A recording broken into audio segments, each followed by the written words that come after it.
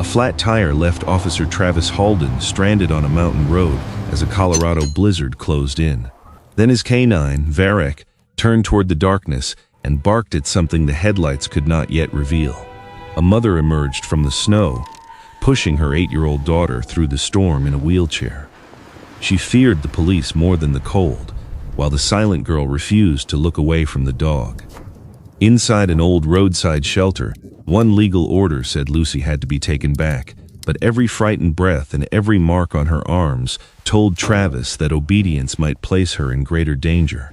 Where are you watching from? Please like, share, and subscribe to Canine Justice Tales if you believe every child deserves to be heard.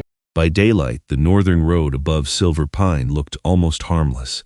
Snow covered the shoulders in clean white banks, and sunlight usually scattered across the Colorado slopes until the whole valley seemed made of glass. Tourists stopped at the overlooks. Families took photographs beneath the pines. From a distance, winter made the mountains look peaceful. At night, the same road became something else. The sky lowered over the ridges. Trees crowded close to the pavement. Wind moved through the forest with a voice too deep to belong to anything visible, and the snow no longer reflected beauty.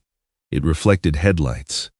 Officer Travis Halden kept both hands on the steering wheel of the County K9 SUV as he followed the narrow beam ahead.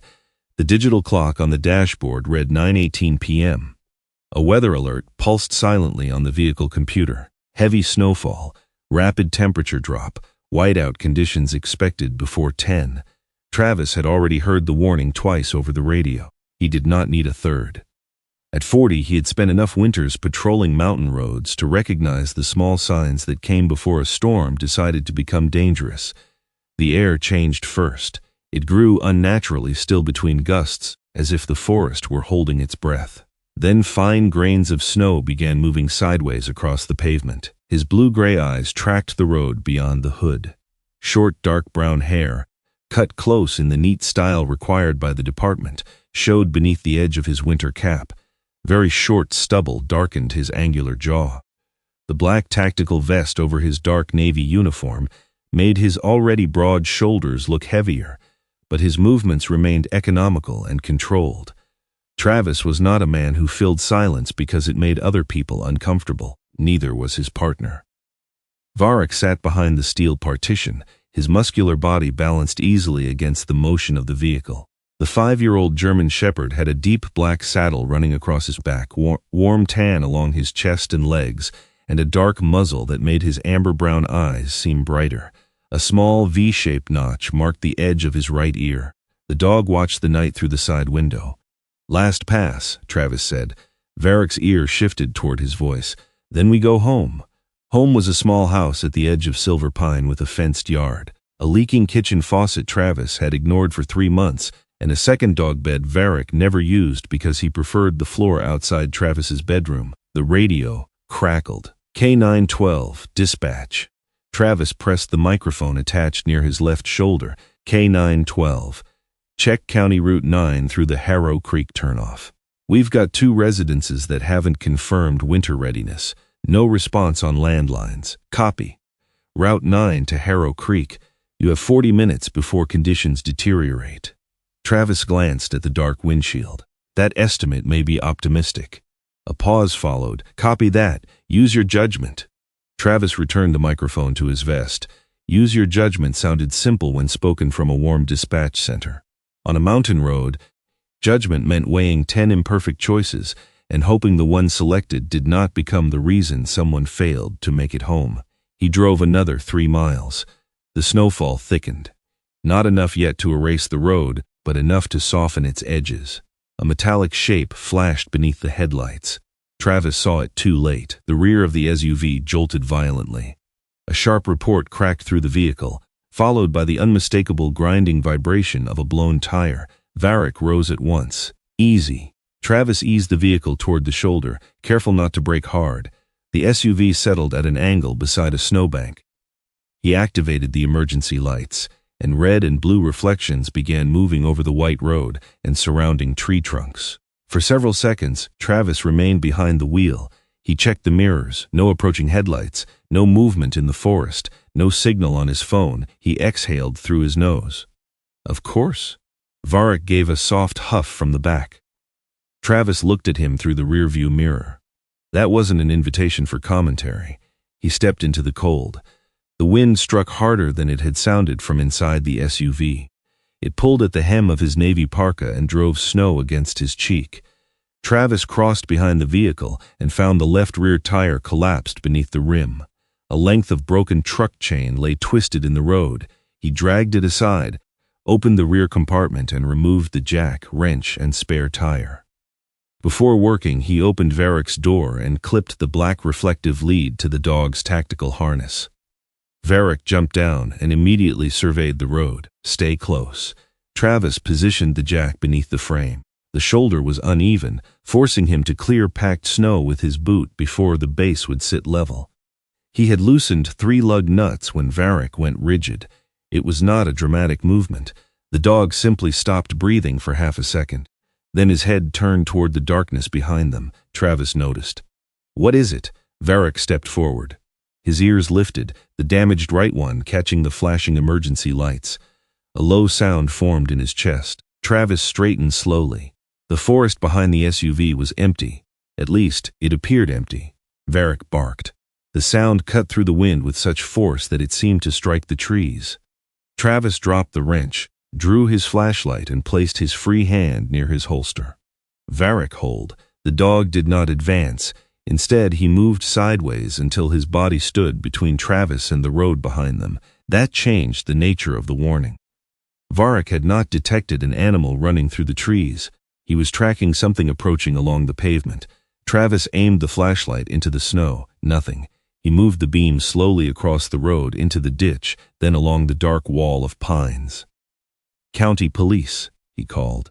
"Identify yourself." Only wind answered. Varek barked again, but this time the sound was shorter, focused. The snow beyond the beam appeared to shift. At first, Travis thought it was a branch bending beneath the wind. Then the shape separated from the darkness and moved forward. Something metallic caught the light. A wheel. Then another. A woman emerged slowly through the blowing snow, bent over the handles of a wheelchair. Every step cost her. Her winter coat was deep teal, darkened by moisture along the shoulders. A rust-colored scarf had come loose around her neck, and chestnut hair whipped across her pale face. Her boots slipped each time she tried to force the front casters through the accumulating snow. The child in the chair looked almost buried beneath a mustard-colored blanket. She was small, perhaps 8, wearing a plum winter coat and holding a worn stuffed fox tight against her chest. The toy's left ear had been repaired with blue thread. Travis lowered the beam so it would not blind them. "Stop there." The woman froze. Her reaction was immediate and wrong for someone who had just found help. Instead of relief, fear sharpened her face. She pulled the wheelchair sideways, attempting to turn it toward the shoulder. One front wheel caught in the snow. "Mom," Travis said, "don't move off the road." She forced the chair harder. "Stop." His voice carried more authority this time. The woman looked at his uniform, then at the patrol lights behind him. Her hazel eyes moved quickly, measuring distances and possibilities. Travis recognized the calculation. She was not deciding whether he could help. She was deciding whether she could get away. Varek remained beside Travis, alert but silent. Travis holstered his flashlight hand away from his weapon and raised his open palm. "There's a blizzard moving in. You can't stay out here." "We're fine," the woman said. Her voice was thin with exhaustion. Travis glanced at the child. The girl's face was turned down. Dark chestnut hair, cut in a bob at her chin, framed cheeks made red by cold. Her hands were bare except for fingerless knit gloves, the skin across her knuckles pale and tight. "No," Travis said quietly, "you're not." The woman's jaw hardened. "We only need to reach town. Silver Pine is more than 9 miles from here. We can make it." Travis looked at the wheelchair tracks already filling behind them. "No, you can't." The girl did not look up, but her grip tightened around the stuffed fox. Varek moved. The woman pulled the wheelchair back and stepped in front of it.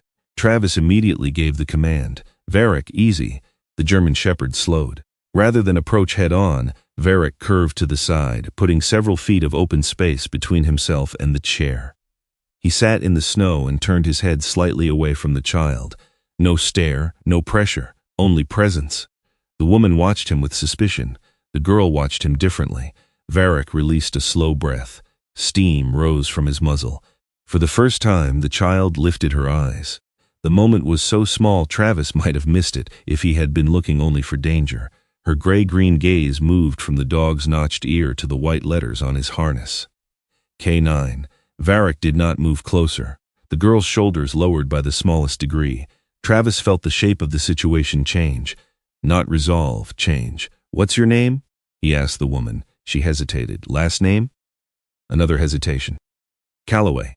Travis looked toward the girl. And her? Aaron's hand tightened around the wheelchair handle. "Lucy." Travis crouched far enough away that he was not towering over the child. "Lucy, my name is Travis. That's Varek." Lucy stared at the fox again. Travis did not repeat himself. He had learned that frightened people often heard the first question perfectly. Repeating it only informed them that silence would not be respected. He stood and looked back at Aaron. "Where's your vehicle?" It stopped. "How far?" "Not far. That's not a distance." Aaron glanced into the storm behind her. "Maybe a mile. On this road?" She did not answer. "Were you in an accident?" "No." "Is anyone else with you?" "No." "Do you need medical help?" "No." Every answer came too fast. Travis noticed Lucy's lips had begun to lose color. He also noticed Aaron's coat was zipped incorrectly, the bottom teeth misaligned as if she had dressed in a hurry or in the dark. A gust slammed into them. Varek turned his body against it, placing his broad back toward Lucy's chair. Snow gathered along the black saddle of his coat. Travis checked the road, then the ruined tire. He had perhaps 10 minutes before conditions became unmanageable. "Stay beside the SUV," he said. "I'm finishing the tire, then I'm taking both of you off this road." Aaron shook her head. "We can't go back." "I didn't say back. We have to get to Silver Pine before morning." "Why?" Her expression closed. Travis waited. Aaron looked at Lucy. That was answer enough to tell him the reason mattered. It did not tell him whether it was safe. He returned to the wheel. The final lug nuts fought him as cold stiffened his gloves. Wind dragged powder under the SUV. Travis worked by touch when the snow became too thick to see clearly. Behind him, he heard nothing from Aaron, no complaint, no questions, only Lucy's chair shifting occasionally and Varek's tags making a faint metallic sound. When the spare was secure, Travis lowered the jack and rose. The forest groaned. A crack split the air. "Move!" Travis grabbed Aaron's arm and pulled her toward the SUV as a pine tree fell across the road less than 30 yards ahead. Branches exploded against the pavement, throwing snow into the emergency lights. Lucy flinched violently. Aaron threw herself over the wheelchair. Varek moved beside them, body low and ready. The wind surged through the opening left by the falling tree, and the world beyond the SUV disappeared. White swallowed the road. Travis could no longer see the curve behind them. He looked toward the blocked route, then toward the child whose lips were now visibly blue at the edges. There was no decision left to debate. "A quarter-mile east is an old county maintenance station," he said. "It's an emergency shelter now." Aaron looked at the patrol vehicle as though it were another kind of trap. "You'll sit in the back with Lucy," Travis continued. "Varek stays behind the partition. I'll keep the interior camera running. No one separates you." That reached her. Not trust, but enough of its shadow. Aaron nodded. Travis folded the wheelchair carefully and secured it in the rear cargo area. Lucy resisted when Aaron tried to lift her, embarrassment and fear flashing across her face. Travis turned away to give them privacy while Aaron transferred her daughter into the seat. Varek jumped into his compartment. As Travis closed the door, Lucy looked through the steel grid at the dog. Varek lowered himself to the floor. The drive took less than 5 minutes and felt longer. Snow erased the road markings. Travis followed memory, fence posts and the vague shape of the ditch. Twice the SUV slid sideways before the tires caught again. The maintenance station appeared only when the headlights struck its metal door. It was a low concrete building, half buried against the hillside, no longer staffed but retained by the county for emergencies. Travis entered the code into the frozen keypad and forced the door open with his shoulder. Inside, the air smelled of dust, old fuel, and cold iron. A narrow office stood behind the garage bay. Travis found emergency blankets, a first aid kit, and an oil heater with enough fuel to ignite after several attempts. The flame caught. Aaron positioned Lucy near the growing warmth. Varek lay several feet away, facing the door. Travis returned to the radio. K912 to dispatch. I'm sheltered at County Maintenance Station 4 with 2 civilians, adult female and juvenile female, both exposed to cold. Route 9 is blocked by a fallen pine. Request road crew and medical response when accessible. Static broke across the answer, then dispatch returned. Copy K912. Stand by for priority bulletin. Travis glanced at Aaron. Her face had gone completely still. The dispatcher's voice changed, losing the routine rhythm of weather calls. All units missing endangered juvenile. Lucy Calloway, age 8, wheelchair user, failed to return to Northlight Rehabilitation Center following an approved family visit. Juvenile currently under temporary county protective custody. Travis did not move. Adult believed to have removed the juvenile from the court-approved care plan is biological mother Erin Calloway. Use caution. Confirm welfare of the child and notify dispatch immediately upon contact. The heater clicked behind him. Varek lifted his head. Travis turned. Erin stood between him and Lucy's wheelchair. Her hands were empty, but her posture carried the raw determination of someone prepared to use her own body as the last available barrier. Lucy held the damaged stuffed fox against her chest. Travis reached slowly for his radio microphone. Erin did not deny the bulletin. She looked directly into his eyes and said, "Before you call them, please ask my daughter why she doesn't want to go back." Travis kept his hand near the radio microphone but did not press it. The priority bulletin had ended. Static filled the maintenance office, soft and dry against the harder sounds outside. The wind striking the metal siding, loose snow scraping across the roof, the occasional groan of the building settling under the cold. Erin remained between him and Lucy. She did not raise her fists. She did not threaten him or reach for anything that might be mistaken for a weapon. Her entire defense consisted of where she had chosen to stand. Travis had seen that posture before. People used it when they had nothing left except their own body. He lowered his hand. "I already called them," he said. Erin's expression tightened. "I reported 2 civilians sheltered here. I did not give them your names because I didn't know them yet, and now you do." Yes, the word carried no reassurance. Travis turned slightly, so the camera mounted on his vest remained unobstructed. He pressed the microphone. K912 to dispatch. The reply came through beneath a wash of static. "Go ahead, K912. I have located Erin and Lucy Calloway at County Maintenance Station 4. Both were found on foot on Route 9. Juvenile shows signs of cold exposure. Road is blocked west of my location by a fallen pine. Immediate transport is unsafe." Erin closed her eyes for half a second. Travis continued. "Adult is cooperative. No weapons observed. No active threat. Request medical response and protective services contact when the east route is passable." Dispatch asked him to stand by. He released the microphone. Erin stared at him. "Are you arresting me?" "Not at this moment." "That isn't an answer. It's the only honest one I have." Travis glanced toward Lucy. The girl had drawn the mustard-colored blanket higher across her lap.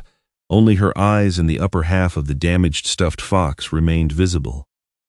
A criminal warrant would have simplified the next step. So would an immediate medical emergency or an act of violence. Travis had none of those. What he had was a court-approved care plan, a temporary protective order he had not yet seen, and a child whose response to the word Northlight had changed the air in the room. He was not free to ignore the bulletin. He was also not required to manufacture danger where none existed. "Sit down," he told Erin. "Keep your hands where I can see them." She did not move. "That isn't a request." Slowly, Erin crossed to a dented metal chair near the wall. She sat without taking her eyes off Lucy. Travis unclipped the handcuffs from his belt. Lucy's fingers tightened around the fox. He placed the cuffs on the desk instead of using them. Erin looked at them, then at him. "You stay where you are," Travis said. "You do not approach the door, my vehicle, or my equipment without permission. If you try to leave with Lucy in this weather, I will restrain you. Do you understand?" "Yes, for now that is enough." The heater sputtered behind him. Travis removed his gloves and checked the oil feed. The old unit gave off more smell than warmth, but the flame held. He moved 2 emergency blankets closer to Lucy, then knelt beside the wheelchair without touching it. "May I look at the chair?" Lucy's gaze remained fixed on the fox. Aaron answered for her. Why? Because it pulled to the right on the road. Something shifted across Aaron's face. Not surprise, exactly, but the reaction of someone hearing that another person had noticed what others had dismissed. It's been doing that for weeks. Travis looked at Lucy rather than Aaron. Is it okay if I check? The girl did not respond. He waited. After several seconds, Lucy's eyes moved toward her mother. Aaron gave a small nod but did not speak. Lucy loosened one hand from the stuffed fox and tapped the right armrest once. Travis took that as permission. He examined the front caster first. Snow had packed around the fork, but that was not the real problem. The right rear wheel sat slightly out of alignment. One brake cable had stretched enough that the lever no longer locked firmly. The lap belt had begun to fray near the buckle, and the seat cushion was narrow enough to leave pressure along Lucy's hips. He did not need specialized training to recognize neglect. He also knew better than to confuse poor maintenance with proof of abuse. How long has Northlight known? He asked. Aaron's laugh was quiet and bitter. I submitted the first repair request 23 days ago. You remember the exact number? I remember every day they told me to wait. Travis tested the brake again. It barely caught. They said insurance approval was pending, Aaron continued. Then they said the chair was still safe. One therapist told me Lucy was exaggerating because she didn't like being transferred. Lucy's shoulders rose at the word transferred. Travis noticed but did not comment. He found a small multi-tool in the office emergency kit and tightened what he could. The wheel would still require a proper technician, but he managed to reduce the wobble and improve the brake tension. This is temporary, he said. Don't rely on it on a slope. Aaron nodded. Now tell me what happened. Her eyes went to Lucy again. All of it, Travis added. Not the version you think will make me sympathetic. For the first time since entering the shelter, anger briefly replaced fear in Aaron's face. You think that's what I'm doing? I think you walked an 8-year-old child into a mountain storm instead of calling law enforcement. My phone had no signal. You had a vehicle before that. It died. You also had a 6-hour authorized visit that ended without Lucy being returned. Aaron looked down at her hands. That part happened before the car died. Yes. The directness of his answer seemed to take something from her. Not dignity. The ability to pretend there was no accusation to face. She leaned back in the chair. 13 months ago, she began, my husband, Daniel, was driving us home from Denver. Her voice changed when she said his name. It lost its defensive edge and became flatter, as if grief had worn the word smooth through repetition. A truck crossed the center line. Daniel died before the ambulance arrived. Lucy survived, but her spinal cord was damaged. Lucy's fingers rubbed slowly over the blue stitches in the fox's torn ear. Aaron continued, I didn't handle it well. That's the sentence everyone uses. I didn't handle it well. Travis said nothing. I stopped sleeping. I missed appointments. I forgot to eat. Sometimes I sat beside Lucy's hospital bed and couldn't make myself stand up when she needed me. Her doctors recommended temporary placement at Northlight while I entered treatment. You agreed? Yes. For how long? 90 days. And County Protective Services took temporary custody. Aaron nodded. I signed the plan. Therapy, housing review, grief counseling, supervised visits at first. I did everything they asked. Her voice grew tighter. Then 90 days became 6 months. 6 months became 10. Every time I completed something, Malcolm Rusk submitted another report saying Lucy became distressed after seeing me, that I interfered with treatment, that reunification should be delayed. Did Lucy become distressed? Yes. The immediate answer surprised him. Aaron looked toward her daughter. She cried when visits ended. Sometimes she screamed. Rusk wrote that being around me caused emotional instability. I thought it meant I was hurting her. So I tried to be calmer. I stopped crying in front of her. I stopped asking questions during appointments. I became exactly the kind of mother they said they wanted. A gust struck the side of the building. The office light flickered, powered by the station's old emergency battery. Did it help? Travis asked. No. The single word seemed heavier than the storm. Varek had been lying near the doorway, head on his front paws, keeping the room within his line of sight. Now he rose, not because Travis had commanded him, but because the stuffed fox slipped from Lucy's hands and fell beside the wheelchair. Lucy flinched at the soft impact. Varek approached in a shallow curve. He lowered his head, took the fox gently between his front teeth, and lifted it without crushing the worn fabric. The toy's repaired ear brushed his dark muzzle. Erin began to stand. Travis raised one hand, stopping her. Varek carried the box the final 2 steps and placed it on Lucy's blanket.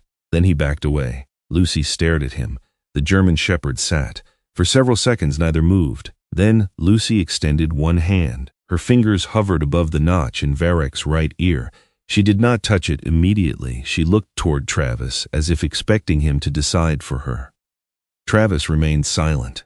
Lucy lowered her palm onto Varek's head. The dog accepted the contact without leaning into it. Erin turned her face toward the wall. Her shoulders shook once. Only once. Travis looked away long enough to give her the privacy of pretending he had not seen. When Erin spoke again, her voice was rough. Today was our first unsupervised visit. What changed? The court approved 6 hours as part of the reunification plan. I picked Lucy up at 10 this morning. And? We went to my apartment. We made grilled cheese. She would spot cartoons. Nothing happened. Something happened. Erin reached into the small brown crossbody bag at her hip. Travis's posture sharpened, slowly. She froze, then used 2 fingers to pull out a folded sheet of paper. It's the visit schedule. He took it, checked both sides, and placed it on the desk. Continue. Lucy needed help changing clothes. When I removed her sweater, I saw marks around both wrists. Travis's eyes moved to the girl's sleeves. Erin noticed. I'm not asking you to inspect her. Not here. I asked her how it happened. Lucy withdrew her hand from Varek but kept it resting against his harness. She told me they took her to a blue room when she cried, Erin said, or when she asked for me, or when she refused medication. What exactly did she say? Not much. She said blue room door locks, then she stopped. Did you call protective services? I called the number on our case plan. It went to voicemail. The police? No. Why not? Because Northlight called first. Erin's breathing quickened, though her voice remained controlled. They said the visit was ending early. They claimed Lucy had missed a medication dose, but that wasn't true. I had the dose with me. Then one of their vans turned onto my street. Lucy's fingers closed around the edge of Varek's harness. She saw it through the window, Erin said. She started screaming, not crying, screaming. She threw herself against me and begged me not to let them take her. So you left? Yes. You had other options. I know. You could have driven to the sheriff's office. I thought about it. But you chose Silver Pine. There's a children's hospital there. I wanted someone who had nothing to do with Northlight to examine her. Travis studied Erin's face. You drove into an incoming storm. The main highway was already closing. I took County 9 because I knew it connected north. You took a child in an unsafe wheelchair onto an isolated mountain road with a failing car. Yes. You did not call ahead. No. You had no confirmed appointment. No. Each answer cost her, but she did not retreat from them. My car stalled less than a mile from here, she said. I tried to restart it until the battery died. My phone had no service. Then I saw the county shelter sign. You could have stayed in the vehicle. The heater wasn't working. The temperature was dropping. The sign said the shelter was ahead. So you walked. I pushed. Her hands flexed involuntarily, remembering the strain. Travis let the silence remain. Erin had not made a good decision. She had made a series of desperate decisions, some understandable and some dangerous. Compassion did not require him to erase that distinction. You put Lucy at risk tonight, he said. Tears brightened Erin's eyes, but she did not look away. I know. If Varek hadn't heard you, you might still be on that road. I know. If the tree had come down 5 minutes earlier, I know. The last answer broke. Erin pressed a hand to her mouth, recovered, and lowered it. I was afraid that if they took her back tonight, I would never get another chance to prove she was afraid for a reason. Travis's gaze shifted to Lucy. The girl had followed every word. Adults often spoke around children in wheelchairs as though the chair itself absorbed language. Lucy's face told him she had missed nothing. He crouched several feet away. Lucy, her eyes moved to him. Do you know where you are? No answer. Travis looked at the small alphabet board mounted beside the right armrest. The letters were arranged in rows, worn along the most frequently used edges. You can point if you prefer. Lucy's hand remained on Varek's harness. Travis waited. At last, she lifted one finger and touched the board. Then CARED. Travis read the word without saying it immediately. Scared, he said at last. Lucy lowered her hand. Are you scared of the storm? No response. Of me? Her eyes flicked toward his badge, then away. Of someone at Northlight? Lucy's breathing changed. Not dramatically, just enough for Varek to turn his head. She lifted her finger again. It moved toward the board and stopped above the letter M. Then she pulled her hand back and clutched the fox against her chest. Travis did not ask a second time. The radio cracked to life. K912, this is Captain Pike. Warren Pike's voice was low, deliberate, and immediately recognizable. He had supervised Travis for 7 years and rarely wasted words. Even through static, his tone carried the weight of someone already balancing policy, weather, and the possibility that every person involved was telling only part of the truth. Go ahead, Captain. East Road Crew has cleared the first obstruction. They're estimating 2 to 3 hours to reach Station 4. Copy. I'm coming with them. EMS will accompany us. Travis glanced at Lucy. Pike continued. Northlight has sent a medical representative with the custody documentation. Aaron went rigid in the metal chair. Lucy's hand left Varek's harness. The German Shepherd remained where he was, but the loss of contact seemed to change him. His ears angled back toward the girl. Outside, wind dragged snow across the roof in a long, whispering sheet. Travis watched Lucy pull both hands beneath the blanket. A tremor began in her shoulders, not from cold this time. By 11:30, the storm had erased every familiar distance. The west side of County Route 9 remained blocked by the fallen pine, and dispatch reported 2 more trees down beyond it. From the east, a road crew was advancing toward Maintenance Station 4, but the snowplow had to stop repeatedly so workers could cut branches, mark the pavement, and make certain the road still existed beneath the drifts. Their estimated arrival changed every time Travis asked. 2 hours became 3. 3 became uncertain. He stood near the office window, though there was little to see through the glass. Snow pressed against it in waves, brightening whenever the exterior security light flickered on. The building seemed less like shelter now than a metal box temporarily tolerated by the mountain. K912 to dispatch, he said into his shoulder microphone. Status on the eastern crew? Static answered first. Still moving, K912. They've cleared another half-mile. Visibility is under 20 feet. Any medical unit with them? Affirmative. Ambulance is staged behind the lead plow. Travis looked toward Lucy. She was wrapped in 2 reflective blankets near the heater, the plum hood of her coat lowered now that the room had warmed slightly. Aaron sat beside her, one hand resting on the wheelchair frame rather than on Lucy herself. The distinction mattered. She was close enough to respond, but she was trying not to crowd her daughter. Juvenile remains conscious, Travis reported. Cold exposure improving. No transport until the route is safe. A different dispatcher came onto the frequency. Northlight is requesting immediate return once access is established. Travis's jaw tightened. Request noted. Medical condition takes priority. I want an independent EMS assessment before any custody transfer. K912, protective order remains active. I understand the order. He paused. I also understand I have a child who has been outside in sub-freezing temperatures. Document my request.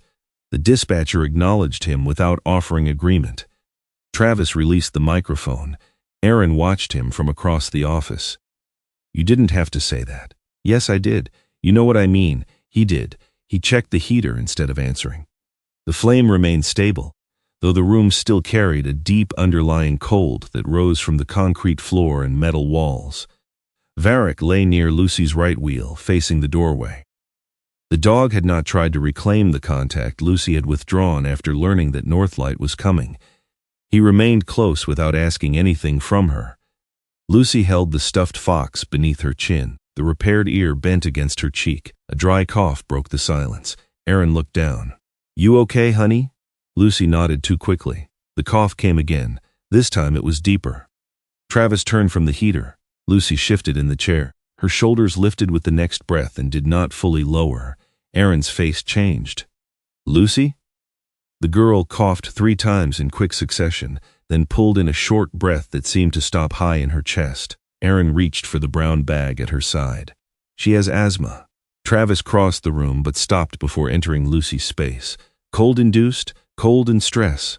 Erin's hands shook as she opened the bag. She removed a blue rescue inhaler and a clear plastic spacer no longer than her forearm.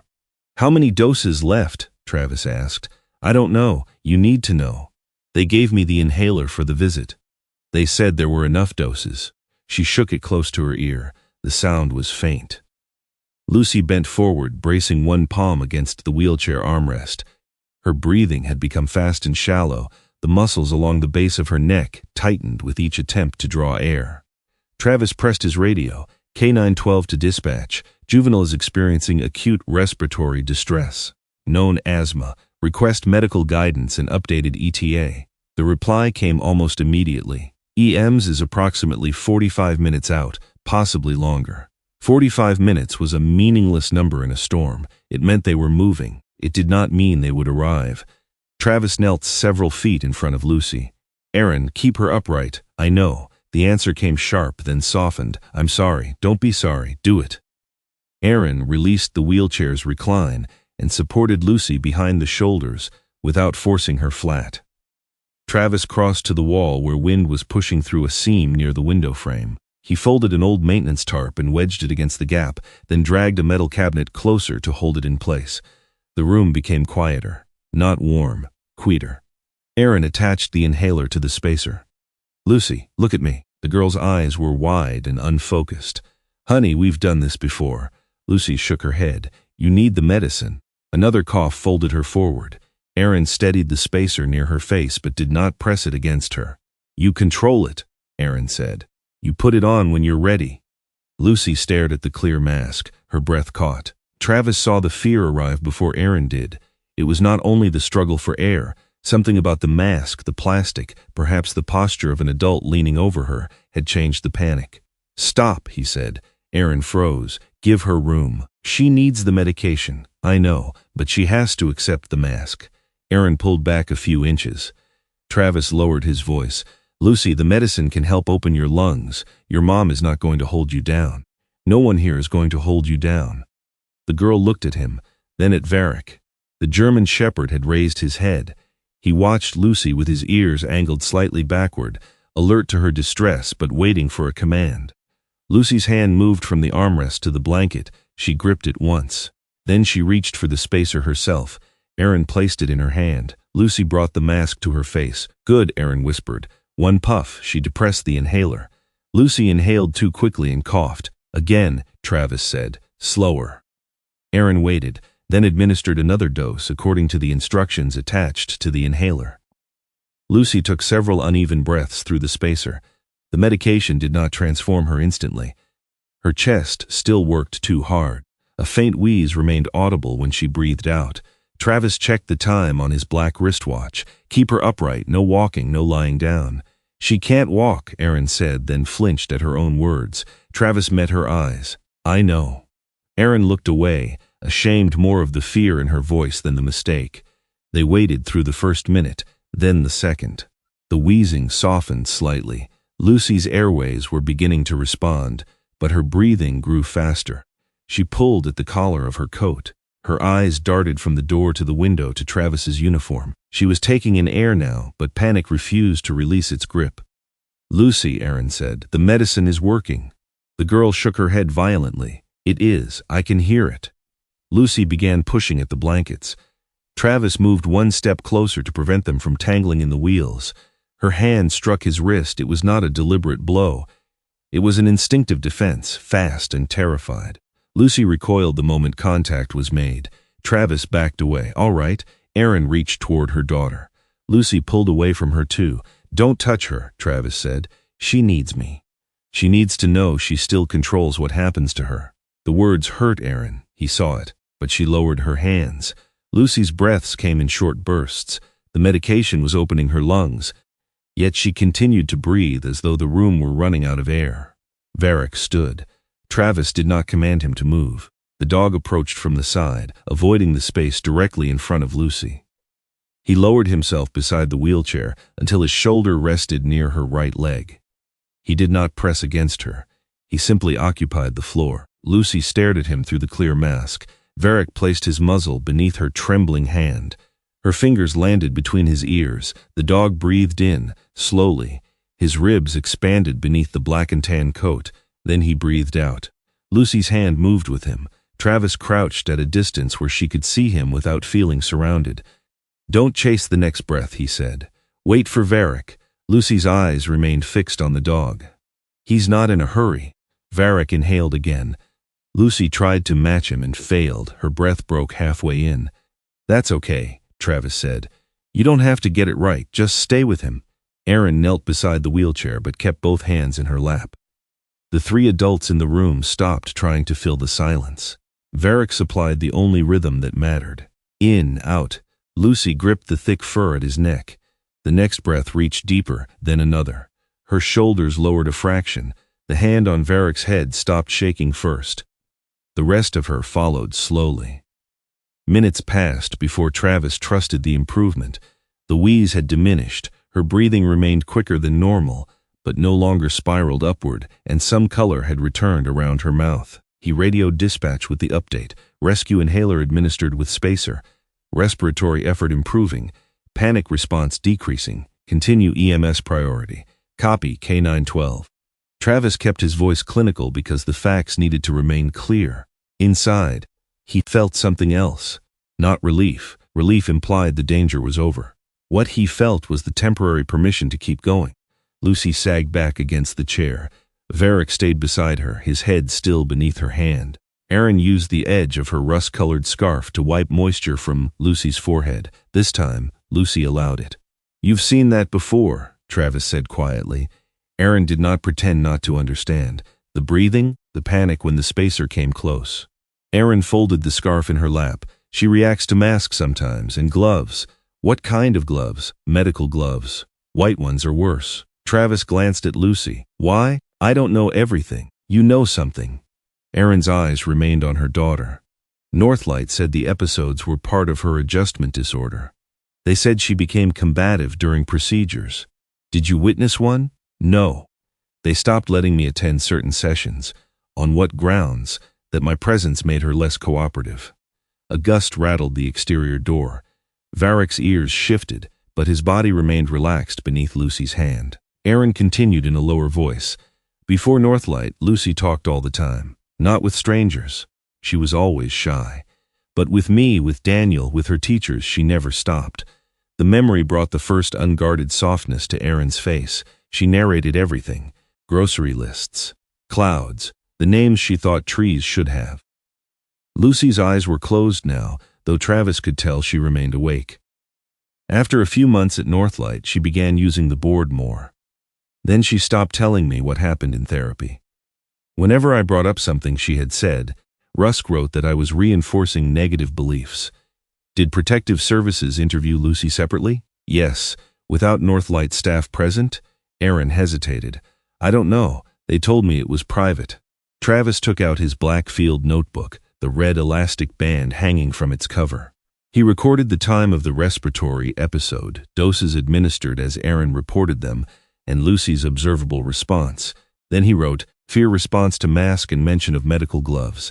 Mother reports reduced speech after placement." He did not write abuse, not yet. Facts first, interpretation later. He closed the notebook. "Lucy," the girl opened her eyes. "You don't have to answer anything." Her fingers remained tangled in Varek's fur. "If there is something you want me to know, you can tell me, point to the board, or say nothing. All three are allowed." Lucy looked toward Erin. Her mother's lips parted, but no sound came out. Erin did not prompt her. Lucy looked down at Varek's notched ear. For so long that Travis thought she had chosen silence, no one moved. Then Lucy whispered, "The man with white gloves locks the door."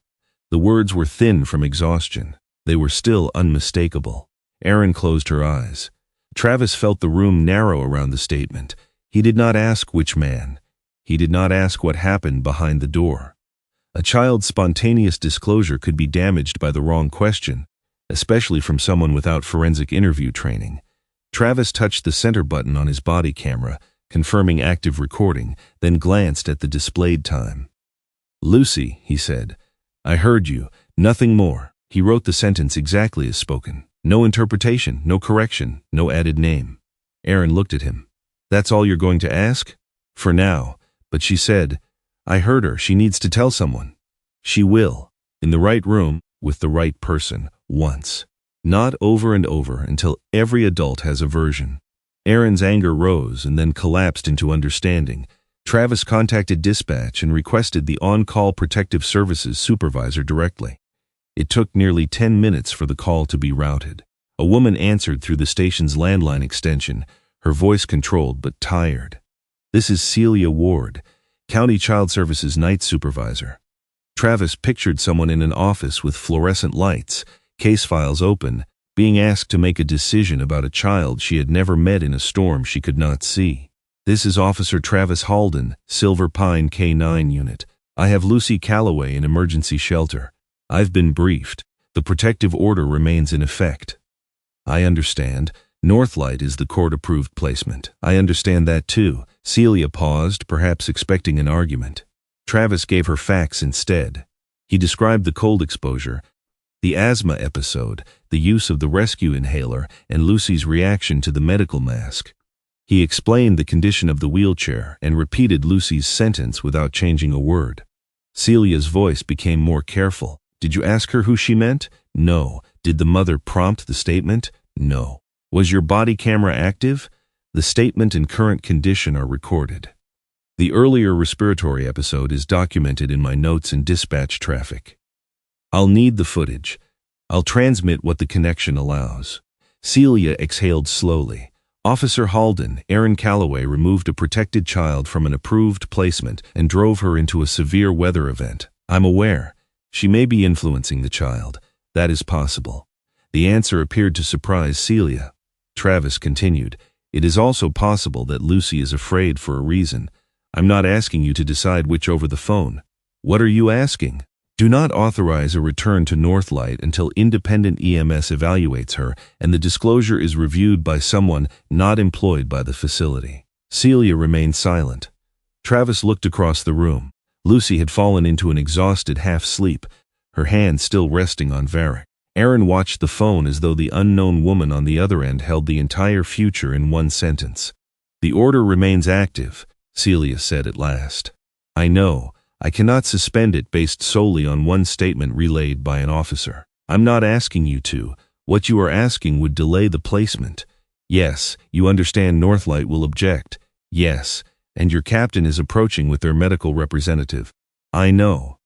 Celia's tone softened, but only slightly. Send the bodycam segment. I will review it and contact the on-call judge if the EMS assessment supports your concerns.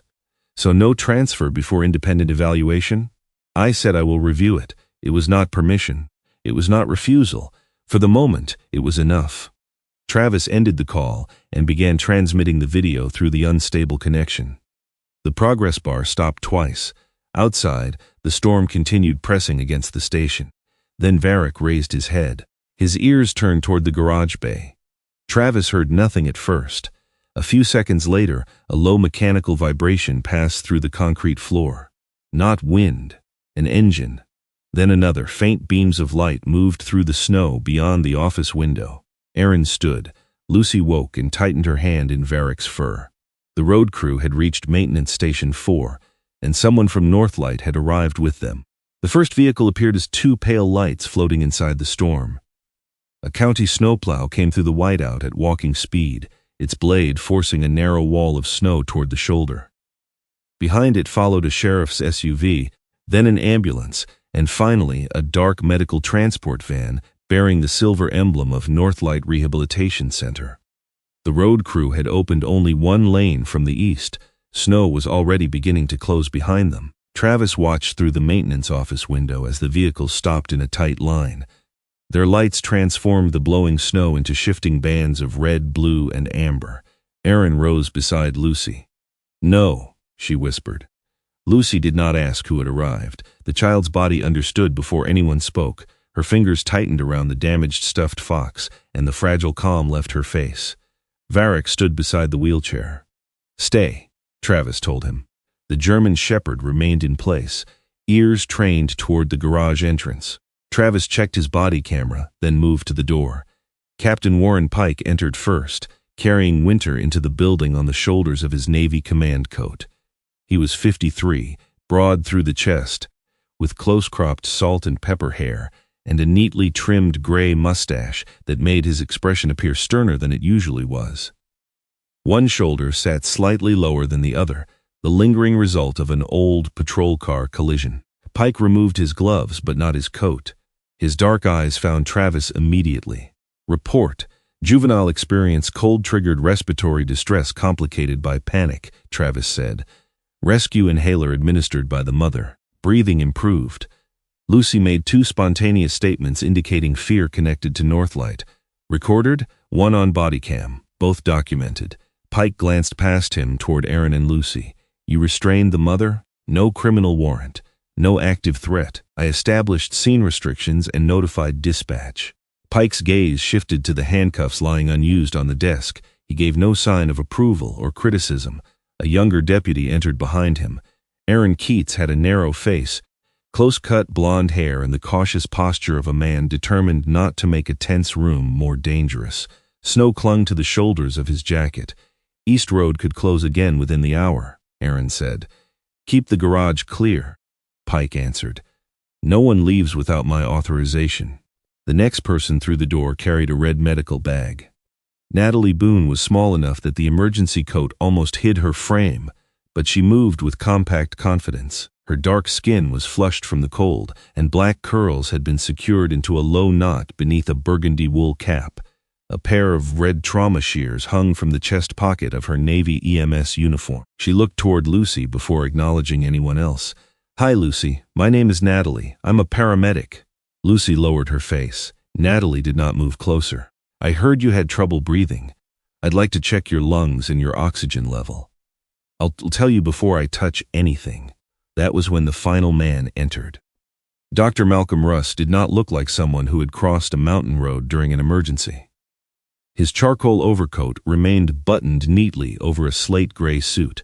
Silver showed at both temples of his brushed-back hair. Rimless glasses framed pale blue eyes, and his face was clean-shaven, composed, and almost gentle. He carried a gray leather case in one hand. Lucy, he said warmly, there you are. The child recoiled so sharply that the wheelchair shifted. Varek's head turned toward Rusk. Travis stepped between them. Doctor, stay near the door until EMS completes an independent assessment. Rusk paused. His smile remained, but it no longer looked natural. Officer, I appreciate what you've done tonight. Lucy has a complicated medical and behavioral history. Familiar staff may help keep her calm. She is not calm with you in the room. Aaron's voice came from behind Travis. Rusk looked at her for the first time. Aaron, tonight has already been traumatic enough. Let's not make it harder for Lucy. You don't get to say her name like that. Pike raised one hand. Everyone lowers their voice. The command settled over the room. Rusk opened the leather case and removed a thick folder. Colored tabs divided its contents into careful sections. These are the current orders, he said to Pike. Temporary county protective custody, the approved treatment plan, and the supervised reunification schedule. Mrs. Calloway was permitted a 6-hour visit. She failed to return Lucy at the designated time, and then exposed a medically vulnerable child to a blizzard. Pike accepted the folder. The paper looked ordinary. That was what made it powerful. Signatures appeared where signatures should be. Court stamps were clear. Dates matched. A judge had authorized temporary protection. County Services had approved Northlight as Lucy's placement. Aaron's psychological evaluations documented grief, depression, missed appointments, and impulsive decision-making after her husband's death. Nothing in the folder looked forged. Nothing shouted danger. Travis watched Pike read. Rusk did not rush him. Mrs. Calloway's distress is understandable, Rusk said, but understandable behavior can still be unsafe. Tonight proves precisely why the court extended protective placement. Aaron gripped the back of Lucy's wheelchair. You told them she became unstable after seeing me. She did. She cried because you kept ending visits. Aaron, you wrote that I caused it. Pike closed the folder halfway. That's enough. The documents remain valid unless protective services or a judge says otherwise, but medical transport does not happen until EMS clears the child. Rusk inclined his head. Of course. Natalie removed her burgundy cap and crouched several feet from Lucy. "Can I come closer?" Lucy did not answer. Natalie pointed to the pulse oximeter in her hand. "This clips on one finger, no needle. You can choose which finger." Lucy looked at Aaron. Her mother nodded but kept silent. Slowly, Lucy raised her left hand. Natalie approached from the side rather than directly in front. She attached the device, waited for the reading, and showed the small glowing screen to Lucy before reading it aloud. "Oxygen is acceptable. Heart rate is elevated." She checked Lucy's temperature, listened to her lungs, and examined the effort of each breath. Every step was announced before it happened. "The wheezing has improved," Natalie said. "She's still cold, mildly dehydrated and exhausted. She needs hospital observation, especially after the asthma episode.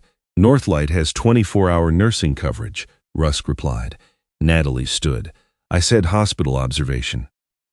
Northlight can provide monitoring in a familiar environment, not after respiratory distress in a remote shelter without a complete assessment." Rusk opened another section of the folder. "Lucy has a documented pattern of behavioral escalation during transport. There is a standing order for pre-transport medication when clinically indicated." He handed Natalie a signed sheet. She read it carefully. "What medication?" Pike asked. "Midazolam," Natalie said, "as needed for severe agitation or risk of self-injury." Rusk's tone remained patient. "Lucy has attempted to strike staff, interfere with her restraints, and throw herself from transfer equipment. Sedation protects her."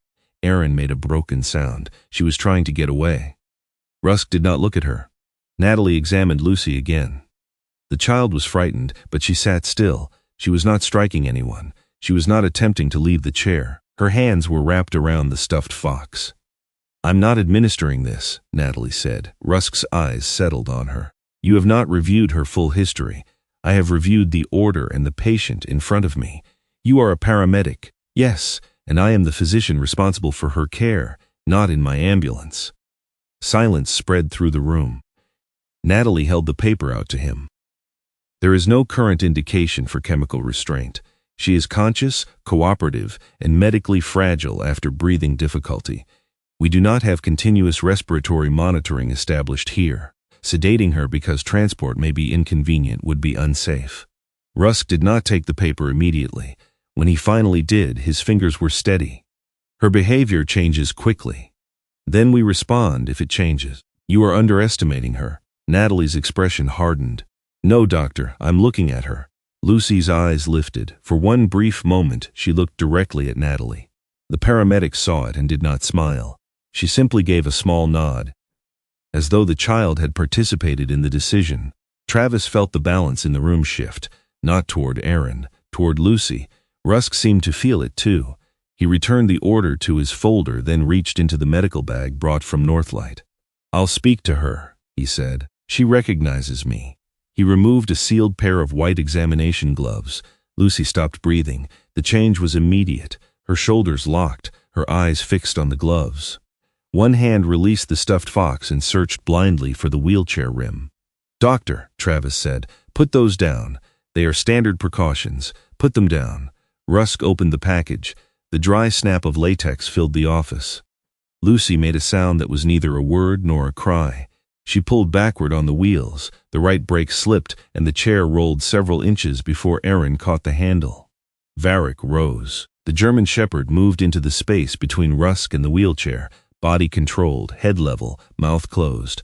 "Varek," Travis said. "Down." The dog obeyed immediately. He lowered himself to the concrete but remained positioned across Rusk's path. Rusk stared at him. "Remove the dog. He is under control. He is blocking access to my patient."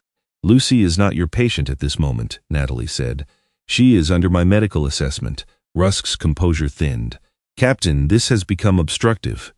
Pike looked at Travis. "Can you move the K9 without increasing the child's distress?" "Yes." Travis could have called Varek to heal. He looked at Lucy first. Her hand had reached down and gripped the dog's sturdy black collar. She was not hiding behind him. She was holding herself in place through him. Travis stayed silent. Rusk took one step forward. Lucy's voice broke across the room. "He gives me medicine so I can't tell." Nobody moved. The words were louder than the whisper Travis had recorded earlier. still fragile but clear enough for every person present. Rusk's face changed by less than an inch. That is a coached statement. Aaron flinched as if struck. I didn't tell her to say that. Lucy has been exposed to intense pressure tonight. Her mother has a documented pattern of reinforcing fear. Travis touched his body camera. The red indicator was active. Natalie crouched again, but this time she did not approach Lucy's face. She focused on the girl's sleeves. Lucy, may I look at your arms? The child did not answer. Natalie waited. After several seconds, Lucy loosened her grip on Varek and lifted one arm. Aaron helped pull the sleeve back only after Lucy nodded. Small marks dotted the inside of her forearm. Some were faded, others were more recent, needle sites. Natalie examined the other arm. How often is she receiving injections? She asked. Rusk answered at once.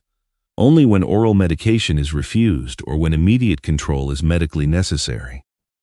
Natalie looked through the medication administration summary in his folder. These records show 2 intramuscular doses in the last 30 days. That is correct. Natalie opened the Northlight transport bag and inspected the labeled medication packages. She held up one vial. This dispensing date is 11 days ago. The quantity remaining doesn't match 2 administrations. Rusk's eyes sharpened. Medication may have been drawn and wasted. Then there should be a waste record. It is maintained electronically, not in the documents you brought. You are searching for discrepancies without context. I'm documenting discrepancies. Pike took the vial from Natalie without touching the label. Aaron, photograph this. Don't remove anything else from the bag. Aaron stepped forward, his earlier caution replaced by procedural focus. He photographed the vial, the label, the folder page, and Lucy's arms only after Aaron and Lucy gave permission. Pike turned to Rusk. I am not accusing you of a crime. Rusk straightened. But I am not transferring this child back to Northlight until Protective Services reviews what we have.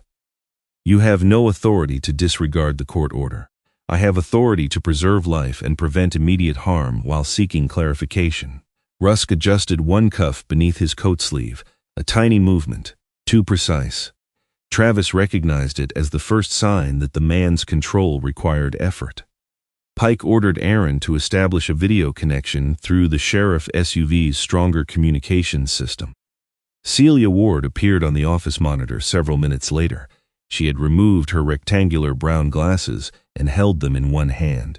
Her dark wavy hair was tucked behind one ear, and the tiredness in her face suggested she had been reviewing documents continuously since Travis's call. I viewed the body cam segment, she said. Rusk stepped into frame. Ms. Ward, the child's statement has been contaminated by prolonged contact with her mother and an officer who has exceeded his role. Celia put her glasses back on. I'm aware of your position, doctor. Natalie gave her assessment. Respiratory distress improved after rescue medication, continued risk from cold exposure and dehydration. No clinical indication for sedation and discrepancies between the written medication record and the Northlight transport supply. Pike added that Lucy had reacted strongly to Rusk's gloves before making an unprompted statement. Celia asked Aaron to move out of camera range. Aaron resisted at first. Lucy reached for her. I will remain where she can see me, Aaron said. Celia considered this. That is acceptable. Do not speak unless asked. Aaron moved several feet away. Celia addressed Lucy gently. Lucy, you do not have to answer me. I only need to see that you are awake and hear from the paramedic whether you are safe to travel. Lucy looked at Varek. Natalie confirmed hospital transfer was appropriate, but return to Northlight was not medically necessary. Celia muted the call. They waited. Rusk stood near the desk, one gloved hand resting on his leather case. Pike remained beside the monitor. Travis could hear the snowplow idling outside and the heater clicking behind Lucy. Nearly 9 minutes passed. When Celia returned, another voice was present, but off camera, the on-call judge, speaking through a secure line. The order was narrow and temporary. Lucy would be placed under emergency medical protection until an independent pediatric examination could be completed. She would be transported to Silver Pine Children's Hospital when the road allowed. Northlight personnel would not accompany her inside the ambulance. Aaron could remain nearby under supervision, but would not yet regain legal custody. The original protective order had not been erased. It had been paused where it concerned Northlight. Celia spoke the decision clearly.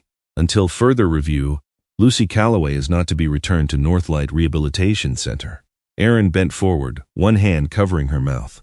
Lucy did not smile. She lowered her face into Varek's neck and held on. Pike looked toward Travis. Document the time. Travis opened his black notebook. Across the room, Malcolm Rusk carefully removed his white gloves. His expression remained calm. Only his eyes revealed that something inside him had begun to panic. The emergency order changed Lucy's destination, but it did not make the storm disappear. Outside the maintenance station, the ambulance waited behind the county snowplow, with its rear doors open and interior lights burning through the white air.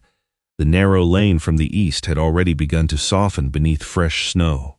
A road worker stood beside the plow, waving urgently toward the building. They had one usable route. No one knew how long it would remain usable. Natalie closed her medical bag and looked toward the office doorway. We need Lucy in the ambulance before the next band comes through. Pike nodded. Aaron, clear us a path. The deputy moved into the eastern passage connecting the office to the main service bay.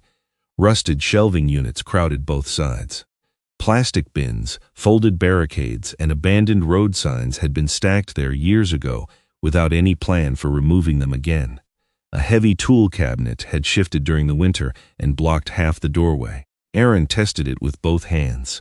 It moves, he said, not quickly. Travis walked to the other side and examined the floor. An electrical cable had frozen beneath the cabinet wheels. If they dragged it carelessly, the unit could tip into the narrow route Lucy's chair needed to pass. We clear the smaller equipment first, Travis said, then move the cabinet straight back. Pike looked toward the exterior lights beyond the garage doors. How long? 10 minutes if nothing jams. Russ gave a quiet, humorless laugh. Everyone turned toward him. He stood beside his gray leather case, his overcoat still fastened despite the rising heat in the office. The white gloves had been removed, but the faint powder from them remained along his wrists. The western garage opens directly beside the ambulance, he said. There is no reason to move half the building. Travis looked toward the wide service bay on the opposite side of the station. A faded red warning sign had been bolted beside its door. West Bay closed during heavy snow load. The metal above it had bowed inward. When Travis first entered the station, he had noticed a line of ice descending one support column and a crack where the ceiling met the exterior wall. The building had survived because no one had disturbed that section. We're not using the West Bay, he said. Rusk adjusted the edge of his cuff. The ambulance is less than 30 feet from that door. The roof is unstable. It is standing. For now, Rusk looked at Pike rather than Travis. Captain, Lucy has already experienced respiratory distress. Delaying transport to satisfy Officer Halden's judgment is medically irresponsible. Natalie straightened. Her breathing is stable. She is dehydrated, exhausted and vulnerable to another episode. Which is why we're moving her through the safe exit. Rusk's eyes hardened. You are allowing a police officer to control a medical transfer. No, Natalie said. I am refusing to roll a child beneath a damaged roof. Lucy watched the exchange from her wheelchair. Her fox rested against her chest, but she was no longer hiding behind it. Varek lay beside her front wheel, his amber-brown eyes shifting between voices. Aaron stood close enough to touch her daughter but kept her hands to herself. Pike made the decision. We use the eastern route, Aaron. Start clearing. Rusk did not argue again. That should have warned Travis. Aaron began moving folded barricades into the office. Travis helped lift a crate of rusted chains. Natalie secured Lucy's emergency blankets and checked that the improved brake remained engaged. Pike stood near the garage entrance, speaking over the radio with the road crew. The eastern lane is drifting shut, a voice reported. Plow can make another pass, but we need everybody loaded before we turn around. Understood. Rusk moved quietly behind them. Travis saw him only when the doctor stepped across the painted yellow line marking the entrance to the West Bay. Doctor, Rusk continued. The control for the overhead door is inside, he said. Once it opens, the ambulance can back directly in. Pike lowered the radio. Rusk, stop. The doctor reached the wall panel. Travis heard the roof before Rusk touched the switch. A dry, splintering sound moved through the rafters. It was not loud at first. It sounded like a branch breaking somewhere deep in the forest. Varek rose instantly. The dog looked upward. "Everybody out of the bay," Travis ordered. Russ glanced at the ceiling. A dark line appeared along the western beam. Snow dust spilled through it. Then the building groaned. The sound seemed to come from every wall at once. "Move!" Travis reached Lucy as the first sheet of roofing metal folded inward. Pike grabbed Rusk's coat and pulled him away from the control panel. Aaron abandoned the cabinet and ran toward Aaron. The western half of the ceiling dropped.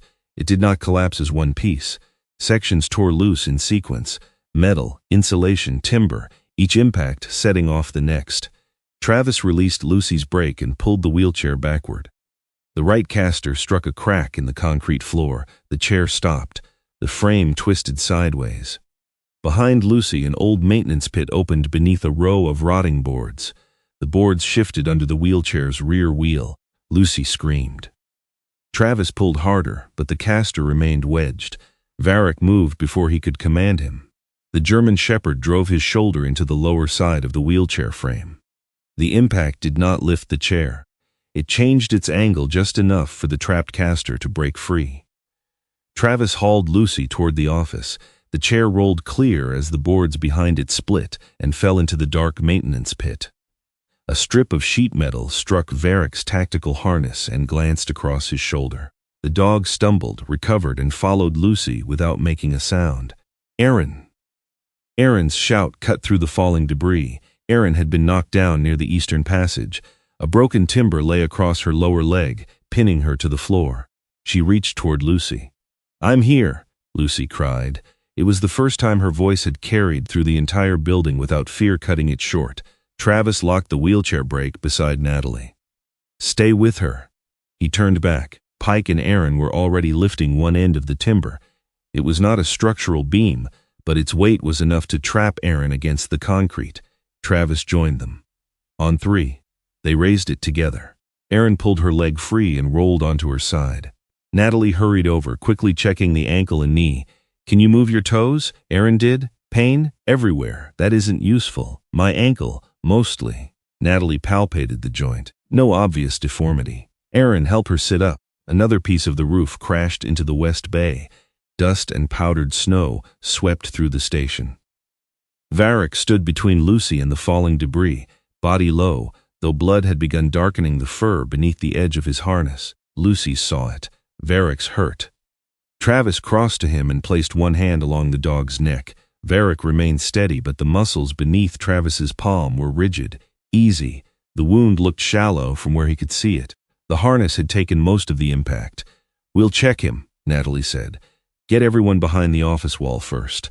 They moved in stages. Aaron supported Aaron. Natalie guided Lucy through the narrow eastern passage while Travis walked beside Varek, watching for weakness or loss of balance. Pike remained behind long enough to make sure no one was trapped. Rusk was gone. At first, Travis assumed the doctor had moved outside. Then he noticed the gray leather case was missing from beside the desk. Pike noticed too. Where is he? A vehicle engine started beyond the eastern door. Aaron looked toward the ambulance. "That isn't ours." Travis ran to the entrance. Through the blowing snow, the Northlight transport van reversed away from the station. Its rear wheels spun before finding traction. Rusk was behind the wheel. The doctor's leather case sat on the passenger seat. A Northlight medication bag and a black tablet computer were visible beside it. Pike stepped into the lane and raised one arm. "Stop the vehicle." Rusk looked directly at him through the windshield. For a moment, the van slowed. Travis expected the doctor to surrender, to step out and explain that fear. Confusion or the collapsing roof had driven him to the driver's seat. Instead, Rusk turned the wheel. The van accelerated. Aaron had come through the doorway behind Pike. He jumped backward as the right side mirror passed close enough to strike his shoulder. The vehicle entered the narrow plowed lane, fishtailed once, and disappeared into the storm. Pike lowered his arm. Whatever professional dispute had existed inside the station was over. Rusk had disobeyed a lawful command, nearly struck a deputy, and fled with medication, records, and electronic equipment potentially relevant to an active protective investigation. Pike reached for his radio. All units. Northlight Medical Transport fleeing east from Maintenance Station 4. Driver is Dr. Malcolm Rusk. Vehicle failed to stop and nearly struck an officer. Initiate emergency traffic. Do not attempt interception without road clearance. Static answered from several channels. The road crew operator called back first. He passed us. Heading toward the upper junction. Can you block the route? Negative. Plow is boxed in. If I turn sideways, I close the ambulance route. Pike looked at Travis. The upper junction leads where? County 12 or the old Northlight Annex Road? Annex? They have a satellite therapy building over the ridge, closed for winter, as far as I know. Rusk was not merely trying to escape the police. He was going somewhere. Natalie called from inside. Travis, I need Varek.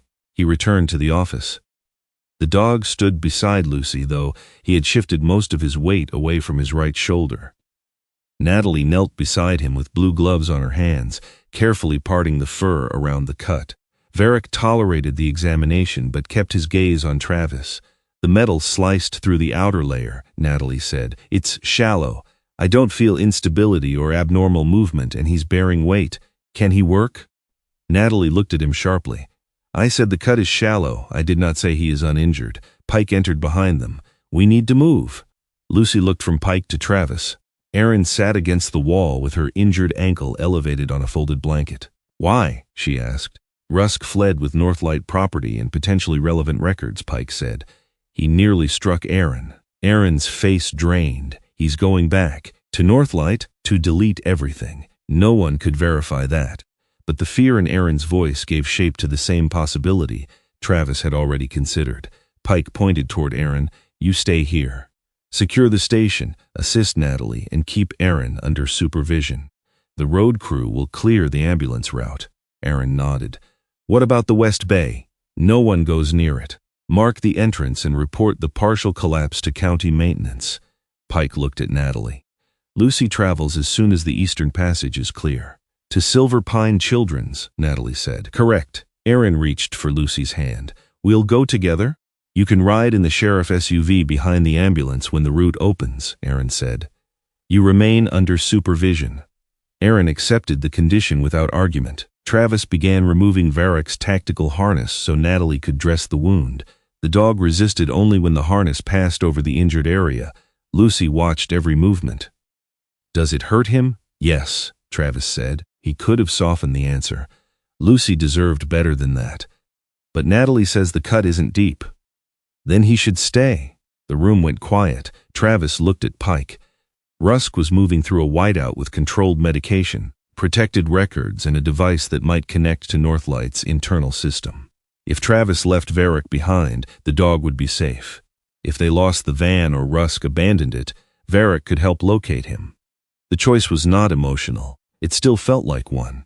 Natalie secured a padded dressing over the cut and checked Varek's range of motion again. He can walk. He can ride. No jumping unless absolutely necessary. If the limp worsens, you stop using him. Travis nodded. I mean it. I heard you. He fitted Varek with a lighter black collar and lead, leaving the heavy harness behind. Pike headed toward the patrol SUV. Travis followed with Varek. The wind pressed against them the moment they stepped outside. Snow struck the dog's coat, gathering around the white dressing at his shoulder. Lucy's voice came from the doorway. Varek. The dog stopped. He turned toward her. Lucy sat beneath the ambulance blanket, one hand around the damaged fox. With the other, she touched the center of her chest, the same place where she had felt Varek's breathing during the asthma attack. She did not ask the dog to remain. She did not tell Travis what to do. The gesture held something smaller and harder to carry. Bring him back. Travis met her eyes and gave one deliberate nod. Varek climbed into the rear of the patrol SUV. Travis took the passenger's seat while Pike settled behind the wheel. The engine started. Through the rear window, Travis saw Lucy still watching from the doorway as the station receded into the storm. Then the snow closed between them. The patrol SUV entered the storm with its emergency lights muted. Pike had shut off the siren before leaving the maintenance station. On a mountain road narrowed by snowbanks, noise would not help them see, and flashing lights reflected back from the whiteout until the windshield became a wall of red and blue. Only the headlights remained. They reached perhaps 30 feet ahead. Travis braced one hand against the dashboard as Pike followed the faint tracks left by the Northlight van. The vehicle had fishtailed repeatedly, carving dark arcs through the fresh snow. Rusk was driving too fast. "He knows this road?" Pike asked. "Enough to know where it ends." Travis pointed toward the pale outline of a sign emerging on the right. County 12, upper ridge beyond it. A narrower road climbed toward an old Northlight annex. The building had once housed short-term rehabilitation patients during renovations at the main center.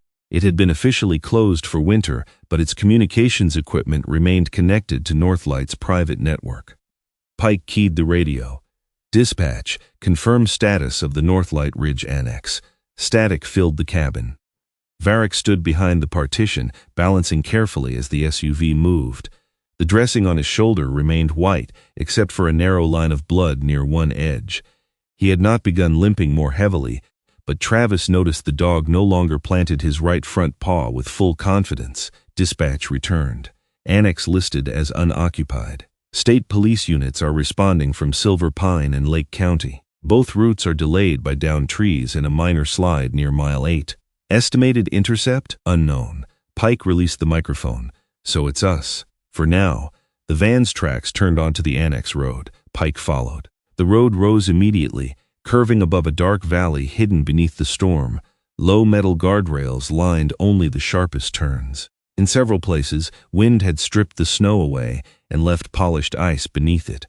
Travis's body remembered roads like this differently from his mind. His mind saw grade, distance, and tire position. His body remembered another winter. Another vehicle twisted beneath a slope, another phone call that had divided his life into before and after. He forced his attention forward. "This section bends north in half a mile," he said. "Then there's a straight run toward the annex. If Rusk reaches it, he could access the internal server, camera storage, and electronic medication logs. Can he delete them? I don't know." Pike's hands tightened on the wheel. "Then we stop him before we find out." The radio crackled again. "Unit 12, dispatch," Pike answered. "Northlight's network provider confirms remote activity at the Ridge Annex. A backup terminal came online approximately 4 minutes ago." Travis looked at Pike. Rusk had not reached the building yet. "He activated it remotely," Travis said. "The tablet. Or scheduled a connection before he left. Either way, the escape had a destination." The van appeared ahead for less than a second, its rear lights wavering through the snow. Pike did not accelerate. He kept enough distance to avoid forcing Rusk into a worse decision. "Northlight Transport," Pike called over the emergency channel. "This is Captain Warren Pike. Reduce speed and stop at the next safe turnout." No reply came. "Dr. Rusk, the road ahead is iced. Stop the vehicle. You are not being asked to surrender evidence on the roadside. You are being ordered to prevent loss of life." The van's brake lights flashed. Then it accelerated. Pike's expression hardened. "He heard me." The road narrowed. Snow curled over the guardrail and vanished beyond it. Travis could not see the bottom of the slope. He could only see the absence where the mountain fell away. Varek shifted behind them. "Down," Travis said. The dog lowered himself to the floor. The next curve came too quickly. The van entered it at an angle, rear tires sliding toward the center line. Rusk corrected too hard. The front end swung the opposite direction. For a moment, the vehicle appeared to recover. Then its right tires climbed a ridge of frozen snow near the guardrail. The van struck metal. The rail bent outward. The front half of the vehicle disappeared over the edge. Pike stopped the SUV nearly 50 yards back.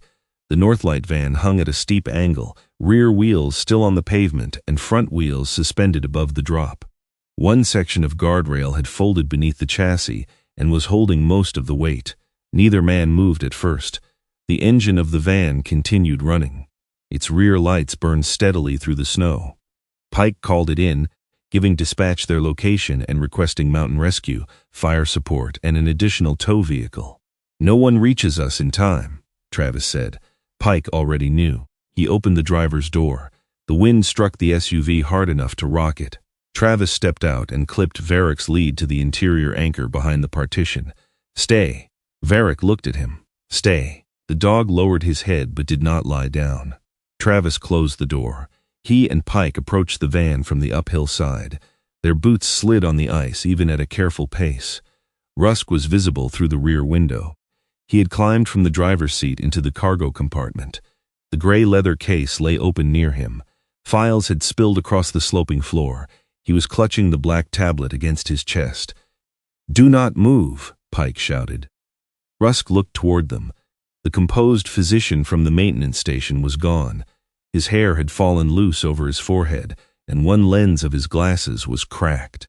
Blood marked the side of his face where he had struck something during the crash. "The vehicle is unstable," Travis called. "Put the tablet down and stay near the rear axle." Rusk shifted closer to the back door. The van creaked. Its rear tires rolled forward less than an inch. "Stop moving!" Rusk froze. Snow blew through the gap beneath the damaged guardrail. Pike returned to the patrol SUV and opened the rear equipment compartment. He removed a rescue rope, climbing harness, 2 locking carabiners, and a compact pulley kit used for winter vehicle recoveries. Travis stripped off his outer gloves and fitted the harness over his uniform. "You anchor me from the rear tow point," he said. Pike examined the road. "The surface is glazed. We use both hooks. The second line won't reach unless I move the SUV closer." "Not yet. Anchor the main line. Keep the vehicle where the road is level." Pike looked at him for a long second. "You feel that slope change, you come back. If I can." "That isn't an answer. It's the only honest one I have." The words echoed something Travis had told Aaron only hours earlier. Pike did not smile. He attached the main rope to the reinforced rear tow hook, then ran a secondary safety line through the pulley system and clipped it to Travis's harness. Travis began moving toward the van on hands and knees. Standing created too much risk. The ice offered almost no traction, but the packed snow near the road's inner edge gave his knees something to hold. "Rusk," he called. "Look at me." The doctor's eyes found him through the rear glass. "You are going to open the back door slowly. Then you are going to leave everything inside." Rusk held the tablet tighter. "This contains protected patient information. You are about to go over a cliff. You don't understand what is on this device. I understand what gravity does." The van shifted again. A metal support beneath it groaned. Travis reached the rear bumper and secured a short stabilization strap around the door hinge. It would not hold the vehicle, but it might prevent the door from swinging violently when opened. "Unlock it." Rusk did. Travis opened the door only a few inches. Files slid toward the gap. Rusk grabbed for them. The movement rocked the van. "Leave them. You'll distort everything," Rusk said. "You'll take records out of context and turn treatment decisions into crimes." "No one is discussing the records right now. My career is on that tablet." Travis stared at him through the opening. Behind Rusk, the windshield faced open air. Snow moved through the beams of the headlights, still shining down the slope. "No," Travis said. "Your career is behind you. Your life is what's still in front of you." For the first time, Rusk looked toward the drop, his face emptied. Travis opened the rear door farther and extended one arm. "Give me the tablet." Rusk hesitated.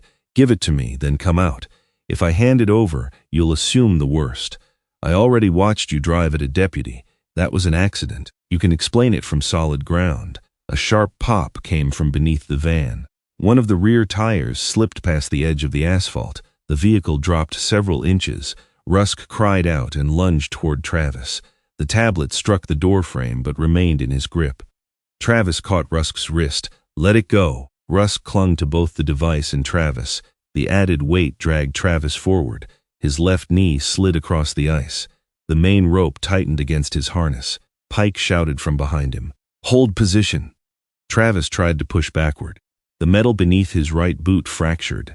A sheet of ice separated from the pavement and slid into the darkness. His leg dropped. The carabiner slammed against his ribs as the main line caught. But the rear tow hook had been pulled sideways by the angle, and the line shifted across the bumper toward a less secure position.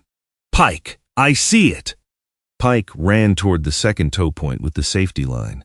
Travis's body continued sliding. Rusk screamed and grabbed the doorframe. The van moved with them. Then another force caught the loose secondary rope behind Travis. It did not stop him, it slowed him. Varek had forced the rear SUV door open against the partially latched catch. The German Shepherd seized the trailing rope in his jaws and planted all four paws on the road. The dog's injured shoulder dipped under the strain. His feet slid several inches, but the rope tightened enough to change its angle. Pike reached the second tow hook. He locked the carabiner into place and pulled the safety line through the pulley. Secured, the load transferred. Travis stopped sliding. Varek still held the rope. "Varek, release!" The dog did not let go. "Release!" His jaw opened. The rope dropped. Varek took one step and collapsed onto his right side. Travis had no time to reach him. The van gave another violent lurch. "Rusk, now!" The doctor finally released the tablet. It fell into the snow beside Travis, landing screen down. Travis hooked one arm through Rusk's and dragged him across the rear threshold. Pike hauled the line while Travis kicked against the ice, moving inch by inch toward stable pavement. Rusk's coat caught on the bumper. He panicked and twisted. "Stop fighting me. It's pulling me back. It's your coat." Travis ripped the fabric free from a jagged bracket. They cleared the van. Pike continued hauling until both men were beyond the bent guardrail. The Northlight vehicle remained suspended for 3 seconds. Then the last section of metal support tore loose. The van slid forward without sound at first. Its rear lights disappeared over the edge. A moment later, a distant impact rose from the darkness below. Rusk lay on his back, staring upward as snow covered his suit. Travis rolled away from him and looked toward Varek. The dog was trying to stand. His right front leg trembled beneath him. Travis crawled across the road. "Easy, buddy." Varek's ears shifted toward his voice. His tail struck the snow once. Travis placed one hand beneath the dog's chest and the other along his neck. The earlier cut had not reopened badly, but the shoulder muscle beneath it had tightened into a hard, painful knot. "You stayed in the vehicle," Travis whispered. Varek's tail moved again. It was not obedience. It was an answer. State police reached the scene as the sky began to change from black to iron gray. 2 troopers approached Rusk, treated the cut on his head, and placed him under arrest for fleeing, reckless endangerment, unlawful use of the Northlight vehicle, and interference with an emergency protective action. The tablet was recovered from the snow. Its casing was cracked, but the device still powered on. A state investigator placed it inside an evidence bag. Preliminary review showed repeated medication orders, copied across several patient files with nearly identical wording and timing. It did not prove why the medications had been administered, nor whether every use had been improper. It proved there were questions larger than Lucy. While Pike coordinated the arrest, Aaron called from Maintenance Station 4. His voice came through Travis's radio. "We received a call from a Northlight employee, Miriam Vale, night nursing supervisor." Travis kept one hand on Varek. "What does she want?" "She says she has copies of the original medication logs, not the edited summaries. She's been keeping them off-site." Pike moved closer. "Is she willing to surrender them?" Aaron paused. "She says she's willing to testify." Travis looked toward Rusk. For the first time since the maintenance station, the doctor did not try to explain anything. A mountain rescue medic came to examine Varek. The preliminary finding was a significant shoulder strain aggravated by the sudden pull, but no obvious fracture. The dog would need imaging, pain control, and immediate rest. Travis lowered himself into the snow beside him. The storm was weakening. Beyond the ridge, dawn began revealing the outlines of trees and the long empty drop beside the road. Varek placed his muzzle against Travis's chest. Travis wrapped both arms around the dog's neck, careful of the injured shoulder. He thought of Lucy touching her own chest before they left. Bring him back. Varek was alive.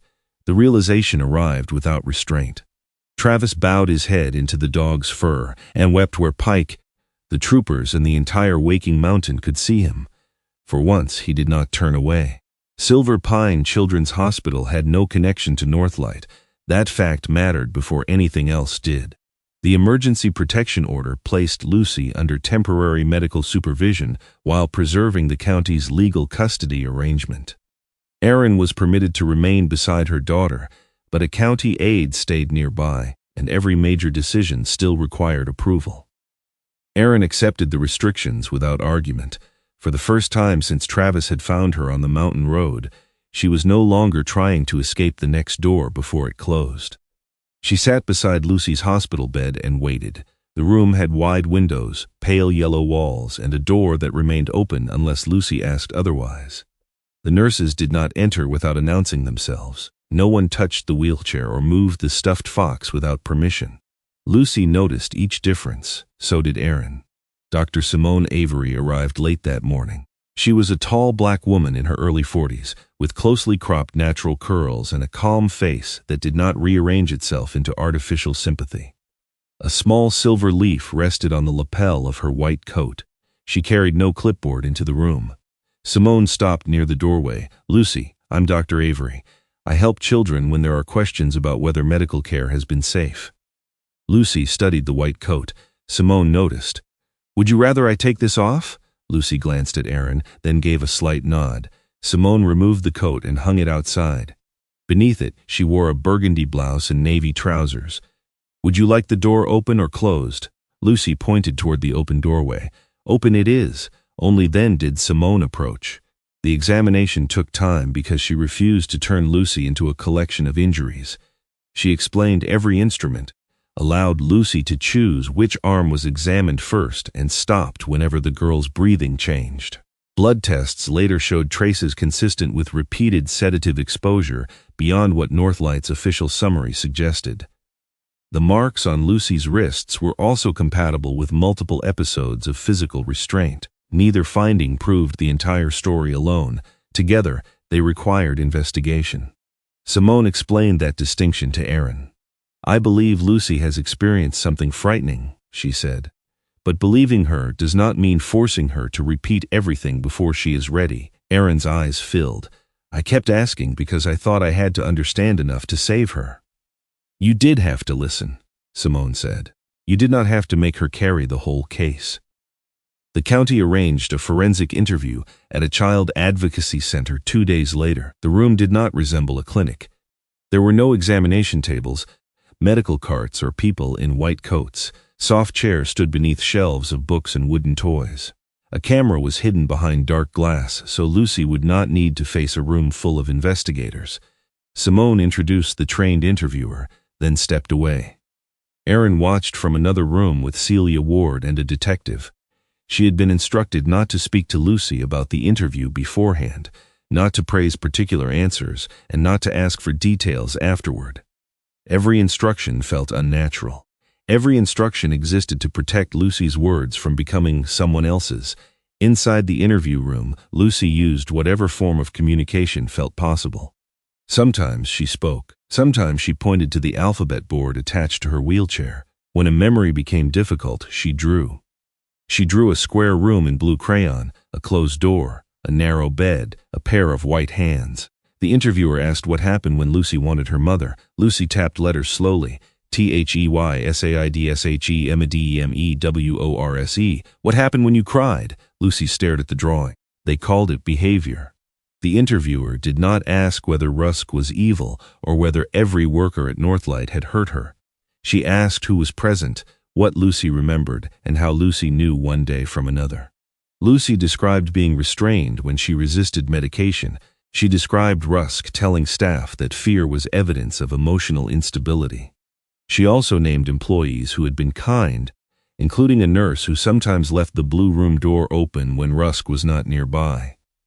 That detail mattered. It made Lucy's account more than a simple division between monsters and rescuers.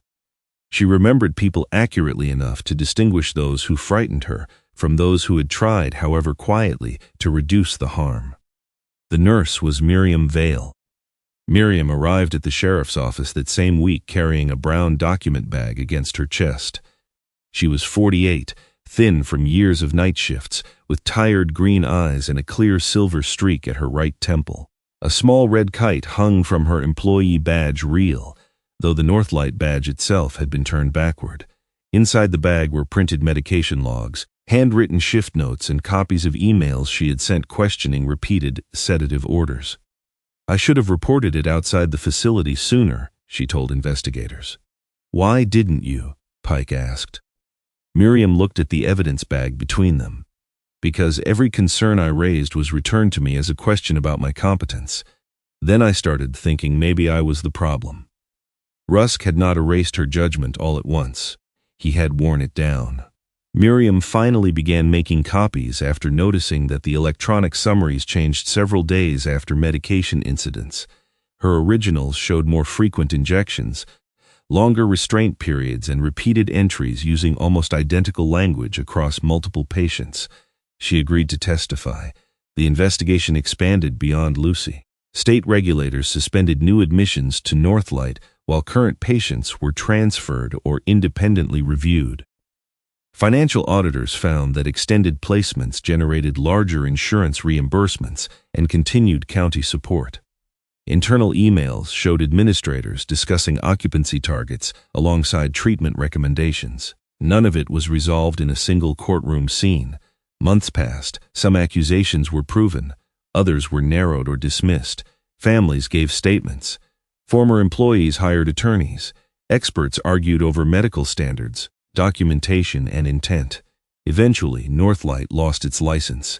Rusk faced charges connected to falsified records, inappropriate medication practices, obstruction, and abuse of professional authority. His arrest on the mountain remained separate from the more complex medical case. Celia Ward appeared at a public county hearing after the first investigative report was released. She did not blame a single employee and claimed the system had otherwise worked. "We relied too heavily on assessments supplied by the same institution receiving payment for the child's continued placement," she said. "We treated professional documentation as neutral, even when the source had a financial interest." New county rules required independent review whenever a child showed persistent fear of a placement, a caregiver, or a specific treatment setting. The reform did not undo what had happened. It made ignoring the next child more difficult. Erin's path remained complicated.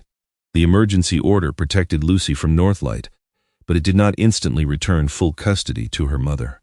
Erin still had to complete grief therapy, secure accessible housing, learn Lucy's updated medical routine, and demonstrate that she could respond safely under pressure. A caseworker examined the night of the storm in detail. Erin did not defend every choice. "I should not have driven into the mountains without a confirmed appointment," she said. "I should have found a police station before the weather closed. I was afraid that asking permission would mean losing Lucy again." "What would you do now?" the caseworker asked. "I would ask for help sooner." It was not the answer of a perfect mother. It was the answer of one becoming safer. Erin attended every session. She kept records. She allowed home inspections. When decisions went against her, she stayed and appealed instead of disappearing. This time, she did not run. 8 months after the storm, the court restored her right to care for Lucy. Their new apartment was small, but it had a ramp, wider doorways, and a living room window facing the mountains. Erin hung the rust-colored scarf that had belonged to Daniel near the entrance. Lucy placed the repaired stuffed fox on her own shelf. Travis also faced review. The department examined every radio transmission, every minute of body cam footage, and every delay in the transfer process. Pike testified that Travis had disclosed Erin's location, preserved the protective order, requested qualified medical evaluation, and used established emergency channels rather than substituting personal judgment for law. Travis remained with the Silver Pine Police Department. He later joined a county working group that trained police, paramedics, and child services employees to communicate with disabled children during emergencies. Varek's recovery was less administrative. The shoulder strain had worsened an injury created by the falling metal at the station. Imaging revealed damage requiring surgery, followed by months of rehabilitation. The dog hated resting. During the first therapy sessions, he looked toward every opening door as if expecting Travis to return him to duty. Lucy visited once a week. She sat beside the padded rehabilitation lane while a canine therapist guided Varek through careful weight shifts and short supported steps. 1, Lucy counted. Varek placed his injured leg down. 2, he took another step. On the 4th, his shoulder trembled and he stopped. The therapist prepared to encourage him forward. Lucy raised one hand. "He's done." Varek looked toward her. Lucy set both hands on the wheels of her chair and stopped moving too. They rested together. The following week, Varek reached 5 steps, later 10. He never returned to full patrol duty. The injury made repeated jumping, pursuit, and heavy tactical work unsafe. Instead, The department transferred him into a community support and controlled search role. Travis initially struggled with the decision more than Varek did. Varek did not care what title appeared on the patch of his new Navy harness. He cared that Travis still opened the vehicle door. He cared that Lucy was often waiting. The next winter, Silver Pine introduced a county program for children with disabilities and families in crisis. The program linked police, EMS, hospitals, and child services through a shared emergency communication plan. Families could record accessibility needs, preferred communication methods, and medical contacts before a crisis occurred. Lucy was invited to speak at the opening ceremony. The event took place outside the community center beneath a bright winter sky. Snow rested on rooftops and pine branches, but the paths had been cleared wide enough for wheelchairs. Hundreds of people gathered near a small stage. Lucy wore a plum winter coat and a mustard-colored scarf. The graphite frame of her wheelchair had been repaired, and the yellow spoke guards shone beneath the sunlight. Travis stood near the side of the stage in his formal Navy uniform. Varek sat beside him in the softer harness marked to Muni K9. When Lucy reached the microphone, the cameras turned. Her hands froze on the wheel rims. The crowd waited. Travis saw the change in her breathing and took one step forward. Then he stopped. Going to her would have been easy.